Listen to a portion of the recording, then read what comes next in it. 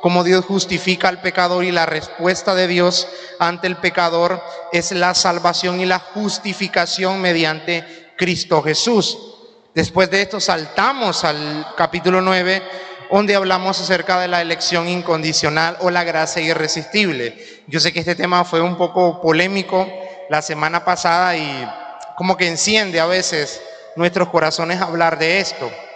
Pero ahora vamos a regresar a Romanos 5, 6, 7 y la mitad del 8, porque habíamos quedado pendientes con esos libros. Entonces, si ustedes ponen atención, vamos como tocando en ese estudio las doctrinas de la gracia. Si ustedes quieren más información, pueden buscar qué son las doctrinas de la gracia. Entonces, si ustedes ponen atención, vamos tocando punto por punto estas enseñanzas a través del libro de Romanos.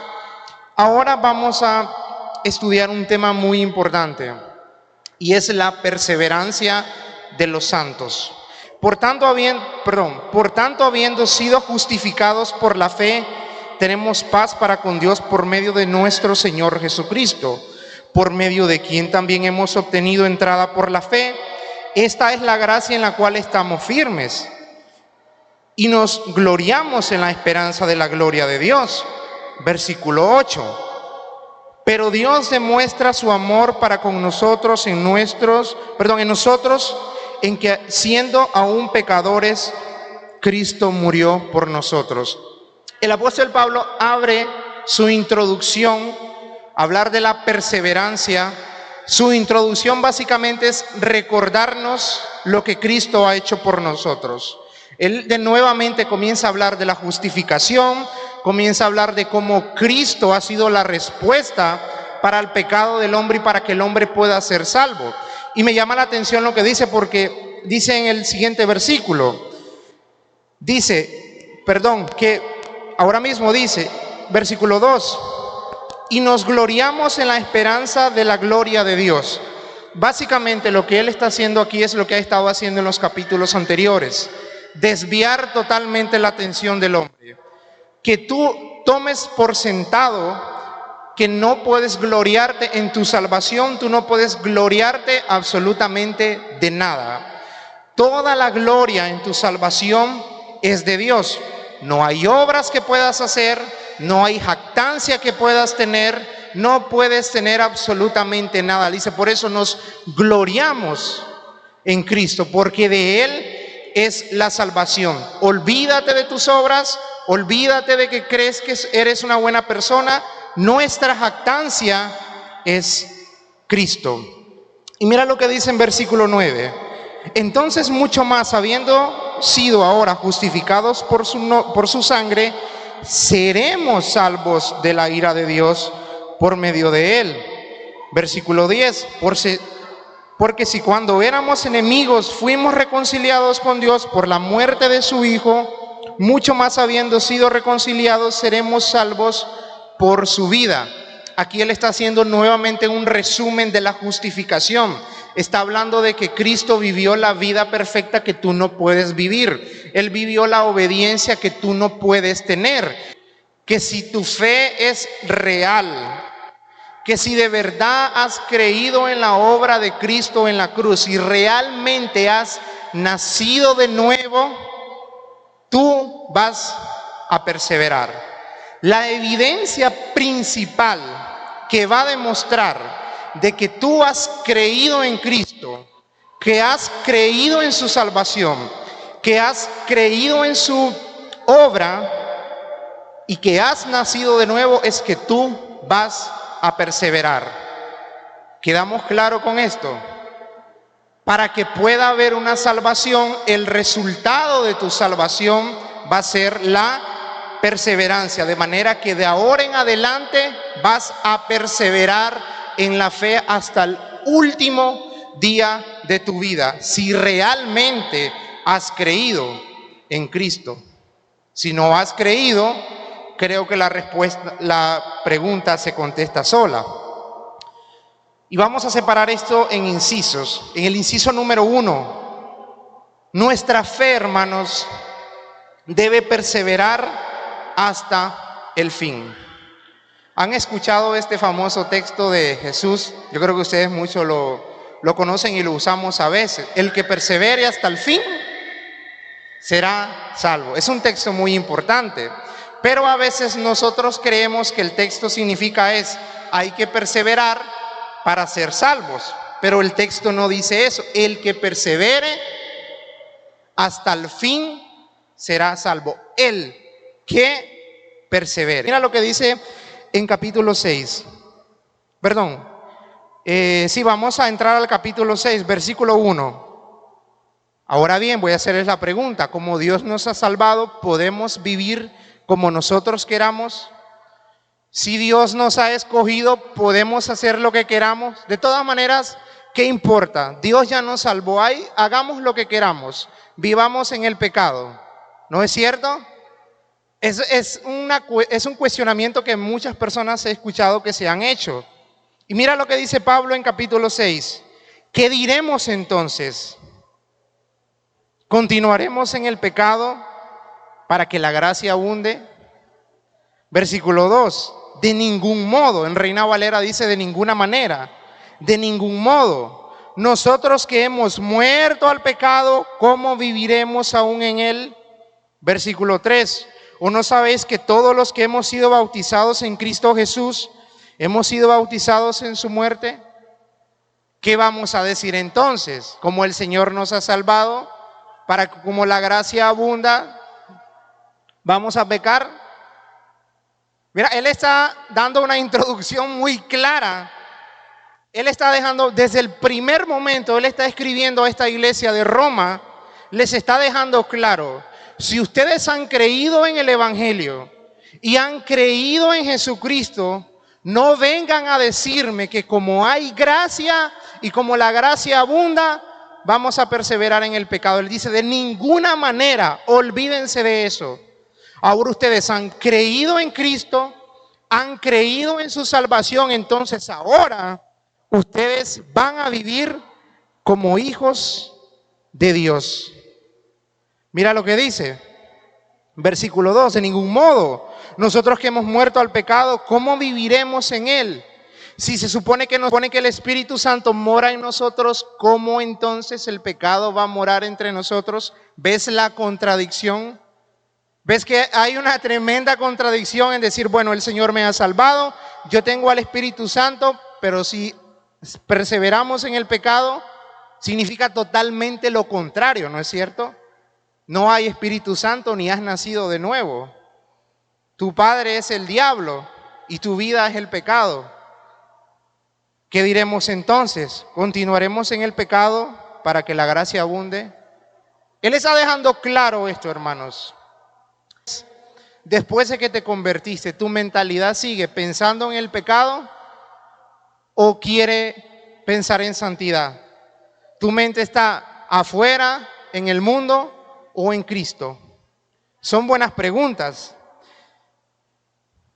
Hermanos, voy a decir esto: si tú no tienes el deseo en tu corazón de obedecer a Dios, si tú no tienes el deseo en tu corazón de servir al Señor, si no tienes ningún deseo de vivir en santidad y guardar los mandamientos de Dios y vivir conforme a las Escrituras, tú no has nacido de nuevo. No conoces a Cristo, ni mucho menos te has salvado. Estás engañado, nada más. Vienes a la iglesia porque tal vez te gusta cómo tocamos, o te guste el ambiente, o muy probable te guste alguien de la iglesia. Pero no eres ni salvo, ni has nacido de nuevo, ni mucho menos el Espíritu Santo. Y si tú piensas ahora y te das cuenta y dices, no tengo ningún deseo de agradar a Dios, estás en lo correcto, no has nacido de nuevo. Mira, yo sé que esto es muy duro, pero es la realidad, es la consecuencia de nuestra salvación, perseverar. Y es que la obediencia, hermanos, es necesaria. Vamos a ir al versículo 10. Intentaré ir rápido, hermanos, un poco rápido con estos versículos, porque casi todos hablan de lo mismo. Versículo 10, estamos en el capítulo 6, mira lo que dice. Porque en cuanto Él murió porque en cuanto Él murió al pecado de una vez para siempre, pero en cuanto vive para Dios, así también vosotros consideraos muertos para el pecado, pero vivos para Dios en Cristo Jesús. Por tanto, no reine el pecado en vuestro cuerpo mortal, para que no obedezcáis sus lujurias. Significa que cuando Cristo murió en la cruz, Él murió por tus pecados, tanto pasados, presentes y futuros. Él sabe si le vas a fallar mañana. Él sabe si dentro de 10 años le vas a fallar y vas a cometer un pecado terrible. Dios lo sabe. El asunto es que Cristo ha muerto por ese pecado que ni siquiera aún has cometido. El asunto es que nuestra mentalidad retorcida va a decir, bueno, como el Señor ya murió por mis pecados futuros y ya están perdonados, entonces hay que pecar. ¿No es cierto? Ya los pecados están perdonados. Entonces pecamos, de todas maneras ya el Señor nos perdonó. Decía uno de los reformadores, esa es la lógica del diablo. Creer que como el Señor ya nos ha perdonado, entonces vamos a pecar. Si tú has nacido de nuevo, tú no vas a decir, voy a pecar porque el Señor me perdonó. Tú dirás, yo quiero obedecer porque el Señor me ha perdonado. Es una evidencia clara. Hermanos, no debes creer que porque Cristo murió por tus pecados pasados y futuros, significa que puedes hacer lo que quieras. Esa no es la mentalidad de un cristiano.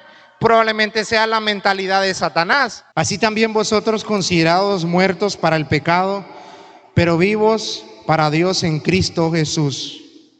Por tanto, no reine el pecado en vuestro cuerpo. Por tanto, el pecado no debe reinar en el cuerpo tuyo. Es decir, es cierto que has nacido de nuevo.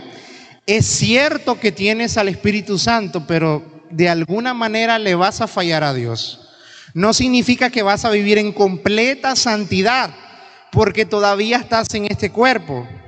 Cuando te levantes en la mañana, mírate al espejo y lo primero que puedes pensar es, hoy es una batalla nueva contra mí mismo.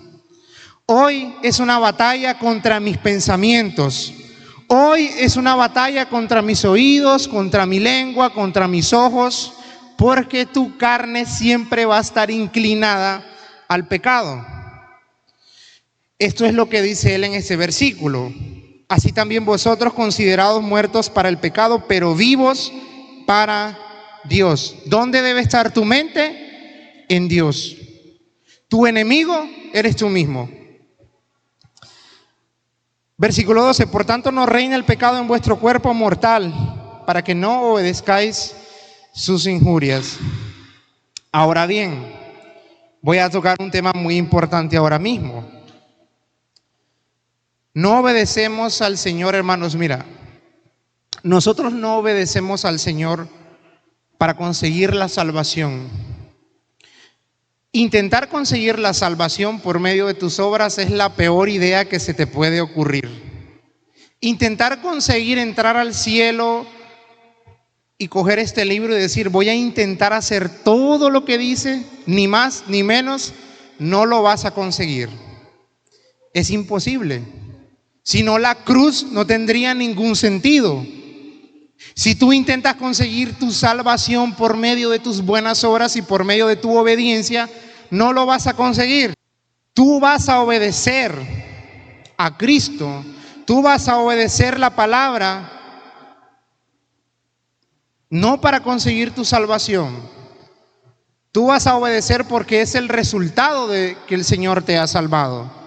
Si tú intentas conseguir tu salvación por medio de tus obras, entonces ¿para qué quieres la cruz? ¿Para qué quieres a Jesús?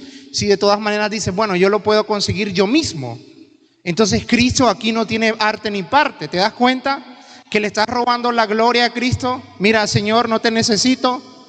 Ahí busca a los que no puedan hacer nada, pero yo sí puedo. Voy a intentarlo. Es la peor idea que se te puede ocurrir. vamos a estamos en el mismo capítulo, si no me equivoco. Entonces, ¿qué diremos? El apóstol Pablo nuevamente.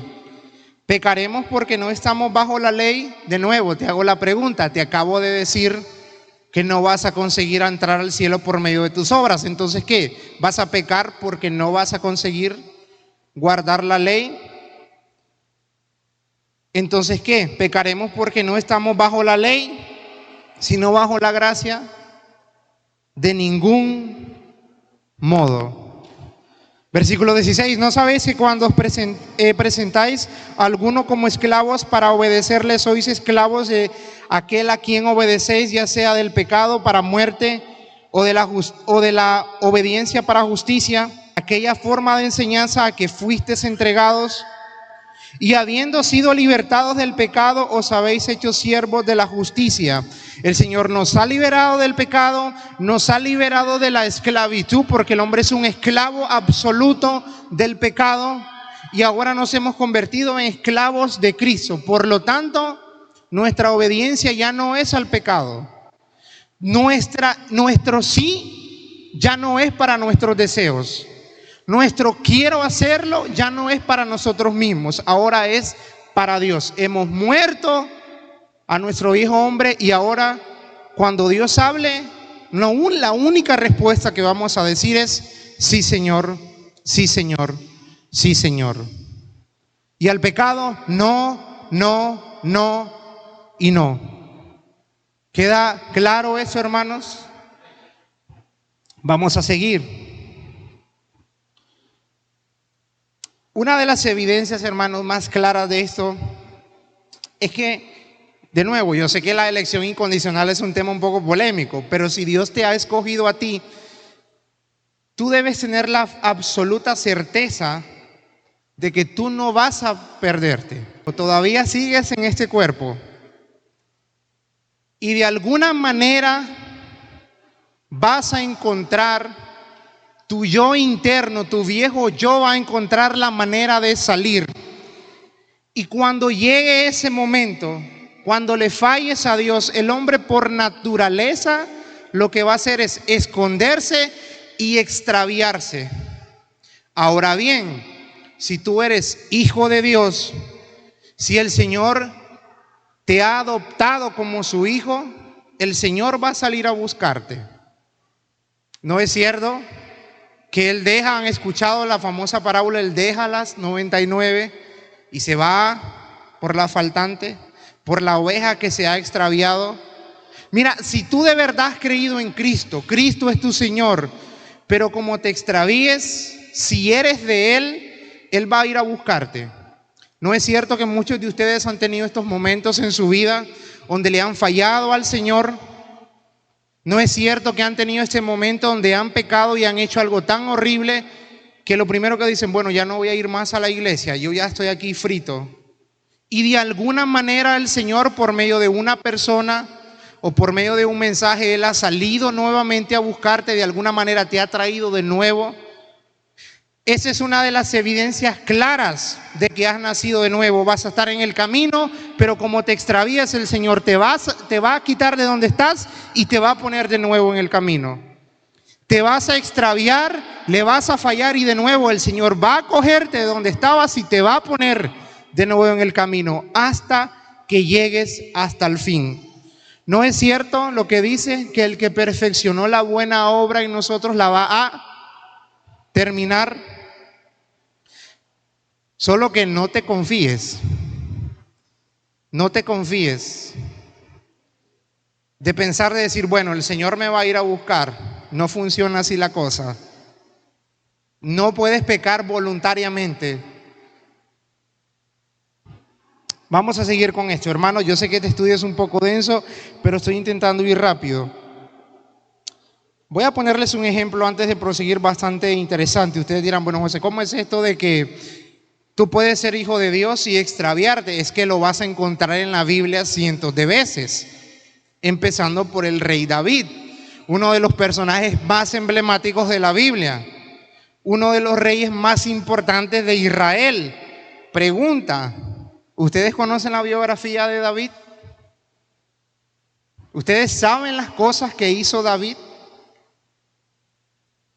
¿Y qué dice la Biblia acerca de David? Que David era un hombre conforme al corazón de Dios. Pero me estás hablando de un tipo que se pervirtió. ¿Por qué? Porque él era hijo de Dios y como él se salió del camino, el Señor lo quitó de donde estaba de nuevo al camino. Otro ejemplo bastante claro. ¿Han escuchado la biografía del apóstol Pedro? Mira, uno de los personajes más importantes del Nuevo Testamento. Ese tipo que era capaz de sanar a las personas con solamente su sombra, estaba escondido. Él estaba totalmente escondido, acobardado. Y cuando le comenzaron a preguntar, Pedro, tú eras el que andabas con el hereje Jesús de Nazaret, y lo negó no solamente una, dos y tres veces. Mira, esto es una traición totalmente descarada, hermanos. El tipo que le dijo al Señor horas antes de que fuera capturado: Señor, voy a ir contigo donde quiera que tú vayas, yo te voy a seguir. Horas después estaba ahí como un cobarde. No sé quién es ese tipo. Ahora bien, ¿qué pasó? Pedro fue tomado de donde estaba, se había extraviado, y que vino el Señor nuevamente y lo puso en el camino. Y mira, ahora no solamente vas a ser mi discípulo, ahora vas a ser un tipo que va a sanar a las personas solamente con que tú pases. Vas a ser el emblema importante de la iglesia y se te va a atribuir a ti que fundaste la iglesia de Cristo. ¿Ves el patrón constantemente? Cómo Dios sale por los suyos, que a pesar que los suyos se extravían, Dios viene por ellos y los pone de nuevo en el camino. Entonces, hermano, si te has extraviado esta noche, hoy es el día en el que el Señor puede ponerte de nuevo en el camino. Porque es lo que Dios hace, busca a los suyos. Ahí es donde vas a encontrar el amor de Dios, que a veces, yo sé que a veces pensamos a Dios, vemos a Dios como un tirano que está esperando ahí que nosotros pequemos para darnos con el látigo. Pero ahora tú has sido justificado por medio de Cristo y Él te va a poner nuevamente en el camino, una y otra y otra y otra vez, hasta el fin. Yo sé que ahora mismo, hermano, estás pensando: José, yo estoy acordándome de un montón de personas que estuvieron aquí en la iglesia o los conocí en otra iglesia, que ellos conocieron al Señor y se convirtieron en grandes ministros y que sirvieron al Señor haciendo grandes cosas y ahora no están aquí, están extraviados. ¿Verdad que ahora mismo te ha invadido este sentimiento, no? He conocido personas que fueron hombres tremendos de Dios, que eran hombres usados en la alabanza, en la predicación, y ahora ya no están con nosotros. José, ¿qué pasa con estas personas? Bueno, dos respuestas. Si ellos son de Dios, van a volver. Y si no lo son, se van a quedar en el lugar donde están. Yo sé que es una respuesta un poco amarga, pero si realmente has nacido de nuevo, el Señor te va a poner en el camino otra vez. Yo soy un ejemplo vivo, hermanos, que fui puesto de nuevo en el camino. Soy el testimonio vivo de esto. Yo sé de lo que estoy hablando. Yo sé lo que es pasar 3 años de mi vida odiando a Dios con todas mis fuerzas. Literalmente yo me les reía en la cara a los evangelistas y usaba el conocimiento que tenía de los evangelios para hacerlos dudar de su fe. Nunca lo voy a olvidar. Y aquí estoy otra vez. El Señor ha venido, te ha quitado de donde estabas y te ha puesto nuevamente en el camino. Así que no te preocupes. Tu obligación es orar por aquellos que una vez sirvieron aquí y ya no están. Es tu obligación y es tu deber. Pero cuando el Señor tome la decisión, si son de Dios, van a volver.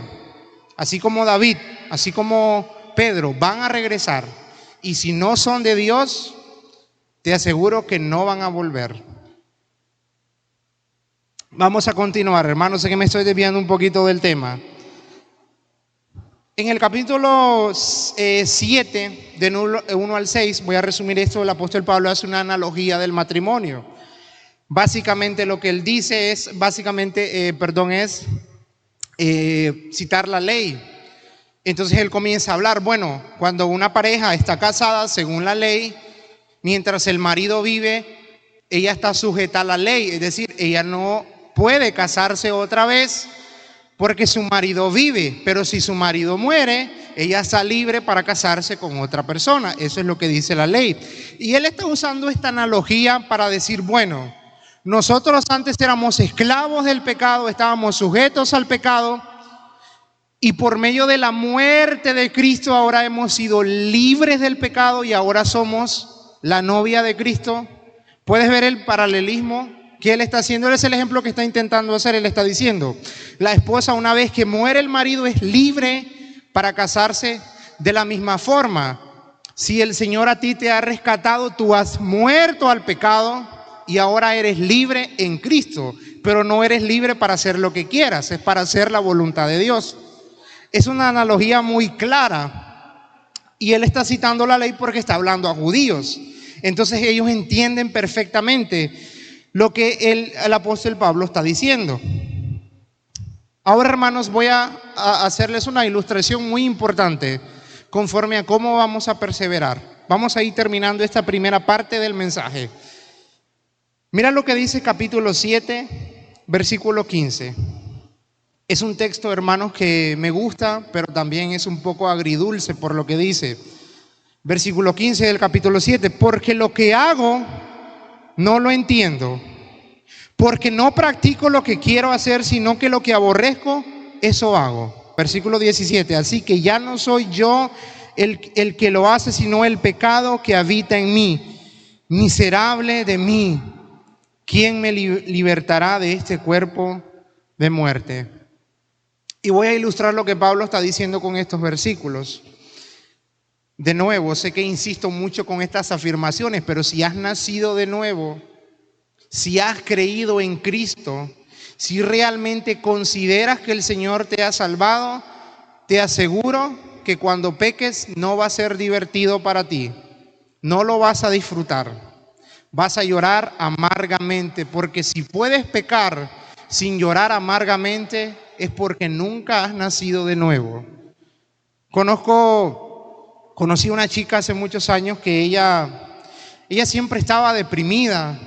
Yo la miraba siempre en la iglesia y siempre estaba deprimida y era muy bonita y todo, pero siempre estaba deprimida. Yo me di cuenta de que ella estaba luchando, todos los días de su vida estaba luchando con el pecado, con el pecado, con el pecado. Y al ser muy bonita, era más difícil para ella. Y ella siempre la miraba llegar a la iglesia y siempre estaba deprimida, siempre estaba deprimida. Ella estaba sufriendo porque en su corazón ella quería agradar a Dios y no podía. Su corazón estaba dispuesto a obedecer a Dios y entregarse completamente, absolutamente a su voluntad, pero su cuerpo, su carne no la dejaba. Y ella siempre me decía, José, es que cuando yo le fallo a Dios, el mundo se me viene encima. No, el día no es igual para mí. Es una evidencia clara de que eres de Dios. Es una evidencia clara de que el Espíritu Santo mora en tu vida. Porque cuando pecas, el pecado lo vas a sufrir y vas a llorar amargamente, ¿no es cierto? Hermano, ¿no es cierto que cuando le fallas a tú vienes a la iglesia y andas deprimido, andas con ese peso? Tu corazón ha sido transformado por Dios de manera que ahora el pecado lo odias, lo aborreces y cuando lo cometes, el mundo se te viene encima, ¿verdad? Vas a llorar amargamente y de cierta forma es una buena noticia que sufras cuando peques, porque esa es la reacción genuina del Hijo de Dios, sufrir por el pecado. Los que no conocen a Dios lo disfrutan. Ahora bien, si disfrutas tu pecado hasta estas alturas, Si tú puedes pecar sin llorar amargamente, si puedes pecar sin sufrir, sin que te duela en tu alma, no pasa nada. La gracia de Dios es abundante. Yo te aseguro, tú no eres nada. Tú no has nacido de nuevo. Tú no eres cristiano, mucho menos eres salvo. Tú estás haciendo las obras de tu padre, el diablo.